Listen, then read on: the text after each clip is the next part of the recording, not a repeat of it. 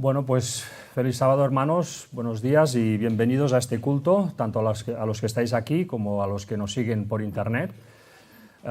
Hoy vamos a hacer un tema especial en el cual vamos a hacer un recorrido rápido y lo más sencillo posible de lo que son los 6.000 años, ¿no?, que tanto se ha predicado en la Iglesia Adventista antiguamente, y este ministerio pues también lo ha recuperado de forma especial y lo ha presentado al mundo, ¿no? Entonces, muchas veces, o alguna vez me ha pasado que algún hermano me ha preguntado, bueno, pero ¿cómo va esto de la cronología, ¿no? Y todavía parece que hay como dudas de cómo enlazarlo todo, ¿no? Entonces yo hoy os propongo pues hacer esto, ¿no? Un repaso que nos va a servir a todos para hacer ese repaso y quizá pues también descubramos algo nuevo y nos permita pues eso, estar mejor cimentados a la hora de también pues saber en qué creemos y el por qué, ¿no? Entonces vamos a empezar sin dilación a hacer este repaso. Procuraré ir lo más rápido posible, pero también pues que las cosas puedan quedar lo máximo de claras posible, porque sabemos que en este recorrido hay alguna trampa, ¿no?, en la cual siempre se agarra a algunas personas, y por tanto eso también hay que mostrarlo, ¿no? Vamos por tanto a empezar, ¿no? Y os propongo pues el inicio. Vamos a hacer este recorrido por 52 fechas, que son la clave, entiendo yo, y entendió también James Ussher, etcétera, personas que ya estudiaron todo esto. Pues estas 52 fechas que te dan pues este recorrido y te pueden ubicar en estos 6.000 años, de forma que no haya que dudar, ¿eh? Esto vamos a intentar demostrar que realmente esto es así. Es verdad que hay que conocer algo de Biblia, ¿no?, pero bueno, las personas que ya están iniciadas en el mundo bíblico pues pueden tener una forma de entender este tema y de abrazarlo con la ayuda de Dios, ¿no? Vamos a empezar por la primera fecha, ¿no? Para ubicar los 6.000 años, la primera fecha es el otoño del 457 a.C. En esos momentos sabemos que se produce el hecho en el cual pues, el rey Artajerjes emite la orden definitiva para restaurar Jerusalén. En esos momentos, este sería el primer punto de partida, el otoño del año 457 a.C. Nos dice Esdras 7, del 11 al 13, esta es la copia de la carta que dio el rey Artajerjes al sacerdote Esdras, escriba versado en los mandamientos de Jehová y en sus estatutos a Israel. Artajerjes, rey de reyes, a Esdras, sacerdote y escriba erudito en la ley del Dios del cielo, paz. Por mí es dada orden que todo aquel en mi reino del pueblo de Israel y de sus sacerdotes y levitas que quiera ir contigo a Jerusalén, vaya. En ese momento se da la orden de Artajerjes para que el pueblo de Israel, que estaba exiliado en Babilonia, pueda volver a Israel y ahí restaurar la ciudad y el templo, ¿no? Esta es la tercera de dos órdenes anteriores. Esta sería la tercera, órdenes que salieron de los reyes persas pues para dar ese permiso, ¿no? Esto lo encontramos en Esdras 6:14, y los ancianos de los judíos edificaban y prosperaban, conforme a la profecía del profeta Ageo y de Zacarías, hijo de Ido. Edificaron pues y terminaron por orden del Dios de Israel y por mandato de Ciro, de Darío y de Artajerjes, rey de Persia. Por tanto, aquí tenemos una fecha, la primera fecha, el 457 a.C., en el cual se da esta orden definitiva, última, para que el pueblo de Israel volviera a Israel. Esto es una fecha histórica, es una fecha que la historia oficial, digamos, en la cronología del mundo, pues acepta plenamente, ¿no?, el 457 como ese momento, ¿no? Lo vemos, por ejemplo, en un medio como la Wikipedia, donde nos dice que en el 457 a.C. la salida de la orden para restaurar y edificar a Jerusalén por orden de Artajerjes I se produjo, ¿no? Por tanto, ya tenemos ese primer anclaje, esa primera fecha. A partir de aquí vamos a construir esta cronología de los 6.000 años. La segunda fecha es el bautizo de Jesucristo en el otoño del año 27. En el otoño del año 27 Jesucristo es bautizado, se bautiza. Juan el Bautista lo bautiza en el Jordán. Esta sería la segunda fecha. ¿De dónde sale esta segunda fecha? ¿Por qué estamos seguros que esto fue en el año 27, en otoño del año 27? Bueno, lo tenemos en Daniel 9:25.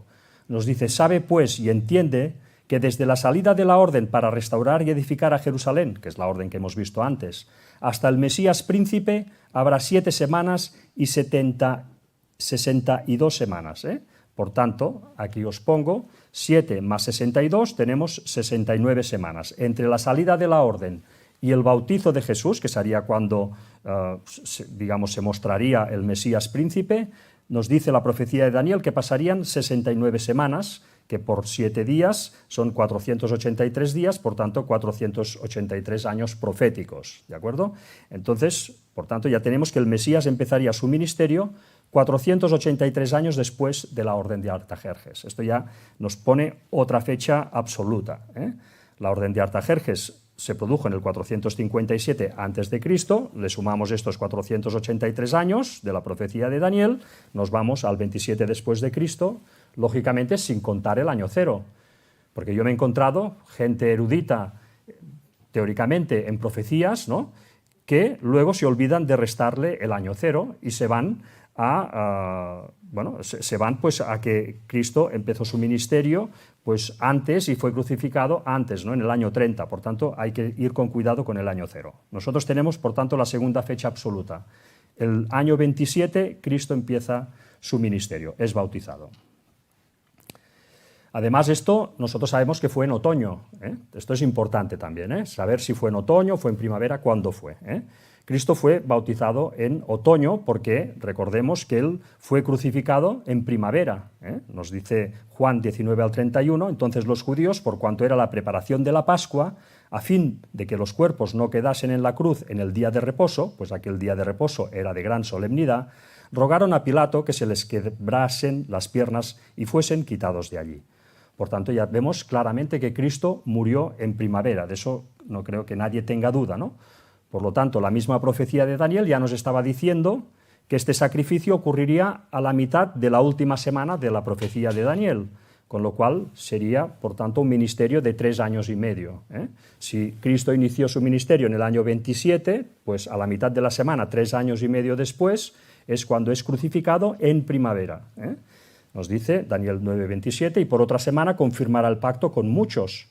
A la mitad de la semana hará cesar el sacrificio y la ofrenda, ¿eh? Sabemos que ese cesamiento ocurrió con el sacrificio de Cristo, por tanto, ahí digamos que fue a los 3 años y medio del inicio de la labor del Mesías, es cuando es crucificado, ¿no? Si nos vamos 3 años y medio antes, entonces nos vamos a otoño, ¿no? Si fue crucificado en primavera, 3 años y medio antes, vemos que su bautizo se produjo sí o sí en otoño.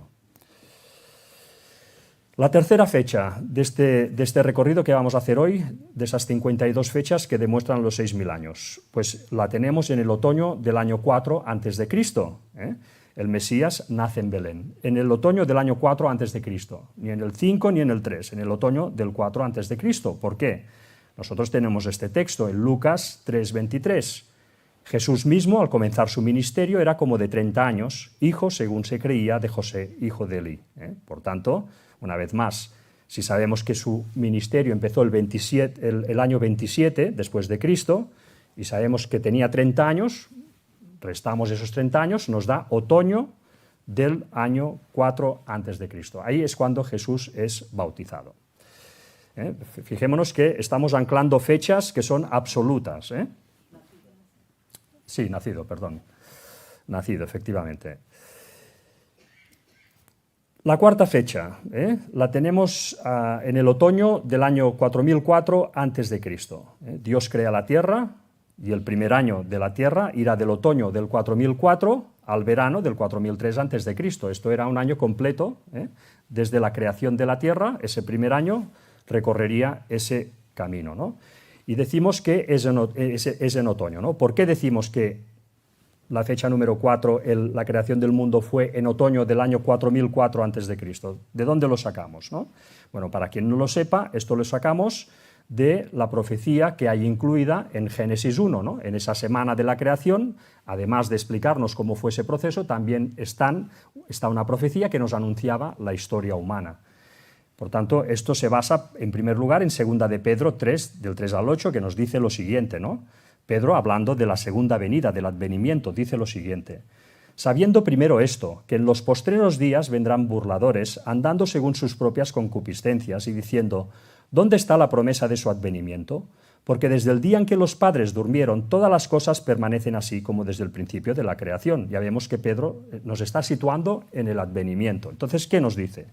Estos ignoran voluntariamente que en el tiempo antiguo fueron hechos por la palabra de Dios los cielos y también la tierra. ¿Esto cuándo sucedió?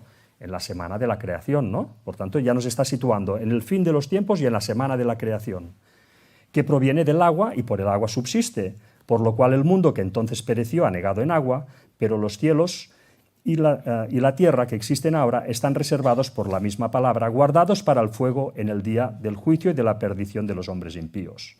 Y luego, una vez nos ha situado tanto en el día del advenimiento como en la semana de la creación, nos dice lo siguiente: mas, oh amados, no ignoréis esto, que para con el Señor un día es como 1000 años y 1000 años como un día. Por tanto, si uno quería saber cuándo volvería Cristo, tenía que situarse en la semana de la creación y recordar esta forma de computar los años proféticos, que un día literal puede en profecía significar 1000 años, ¿no? Por tanto, Pedro ya nos estaba situando en esta tesitura, ¿no? Y si nos vamos, por tanto, en la semana de la creación, veremos que ahí se da una profecía, efectivamente, y de la misma forma que el séptimo día era una profecía que nos indicaba que al final de los 6000 años vendría un séptimo milenio, un milenio sabático en el cual estaríamos con Dios en esa unidad y en ese momento pues, de juzgar a las naciones, etcétera, etcétera, pues si hay esa profecía del sábado milenial en esa semana, de la misma forma que hay esta profecía en el séptimo día, también hay una profecía en el cuarto día, como veremos ahora. Vamos a ver la del séptimo día. Dice en Génesis 2, del 2 al 3, y acabó Dios en el día séptimo la obra que hizo, y reposó el día séptimo de toda la obra que hizo. Y bendijo Dios al día séptimo y lo santificó, porque en él reposó de toda la obra que había hecho en la creación. Y luego en Apocalipsis 24 nos dice, y vi tronos y se sentaron sobre ellos los que recibieron facultad de juzgar, y vi las almas de los decapitados por causa del testimonio de Jesús y por la palabra de Dios, los que no habían adorado a la bestia ni su imagen, y que no recibieron la marca en sus frentes ni en sus manos, y vivieron y reinaron con Cristo 1000 años. Por tanto, el séptimo día de la semana nos indicaba una profecía que habrían 1000 años exactos en el séptimo milenio. Ya vemos que, por tanto, que Pedro estaba totalmente acertado al dar ese paralelismo, al relacionar las dos cosas, ¿no? La semana de la creación con los 7000 años. Pues de la misma forma que hay un sábado milenial, pues el cuarto día también nos da una profecía, ¿no? Vamos a leer qué nos dice el cuarto día. Dijo luego Dios, haya lumbreras en la extensión de los cielos para separar el día de la noche, y sirvan de señales para las estaciones, para días y años, y sean por lumbreras en la expansión de los cielos para alumbrar sobre la tierra, y fue así. E hizo Dios las dos grandes lumbreras, la lumbrera mayor para que señorease en el día, y la lumbrera menor para que señorease en la noche. Hizo también las estrellas. Y las puso Dios en la expansión de los cielos para alumbrar sobre la tierra, y para señorear en el día y en la noche, y para separar la luz de las tinieblas. Y vio Dios que era bueno, y fue la tarde y la mañana el día cuarto. Por tanto, aquí, ¿qué se nos estaba profetizando en el cuarto día? Bueno, se nos estaba profetizando que vendría un Mesías. El Mesías, en simbolismo, sabemos que tanto es el sol de justicia, por tanto, el cuarto día fue creado el sol, pues nos estaba indicando que el cuarto día, a los 4000 años, nacería un Mesías, ¿no? Por tanto, esta es la predicción que nos daba la semana de la creación. Nos dice en Malaquías 4:2, mas a vosotros, los que teméis mi nombre, nacerá el sol de justicia, y en sus alas traerá salvación, y saldréis y saltaréis como becerros de la manada. Vemos que Cristo es el sol de justicia. Vemos que Cristo también es la luna. En Apocalipsis 21:23 nos dice, la ciudad no tiene necesidad de sol ni de luna que brillen en ella, porque la gloria de Dios la ilumina, y el Cordero es su lumbrera, ¿no? Por tanto, Cristo también simboliza a la luna, y Cristo también simboliza a la estrella de la mañana. Nos dice Apocalipsis 22:16, yo Jesús he enviado mi ángel para daros testimonio de estas cosas en las iglesias. Yo soy la raíz y el linaje de David, la estrella resplandeciente de la mañana. Así que tenemos de forma irrefutable que en la Biblia hay una profecía en la primera semana, en la semana de la creación, que nos indica el futuro. Y estaba indicando que a los 4000 años nacería un Mesías, aparecería un Mesías en la tierra. Si nosotros hacemos la resta, ¿no? Pues nos vamos efectivamente que desde la creación a Cristo hay 4000 años. Por tanto, si sabemos que Cristo nació en el 4 antes de Cristo, lo hemos visto hasta ahora que es un dato irrefutable, pues si le restamos esos 4000 años que habían de pasar, nos vamos al otoño del 4004 antes de Cristo. Este es el planteamiento básico, ¿no? Cuando uno defiende los 6000 años, es este. Pero claro, ¿esto se puede demostrar con la cronología que hay en la Biblia? Cuando uno lee la Biblia, ve una cronología. ¿Se puede demostrar? O como dicen muchos, esto no es así.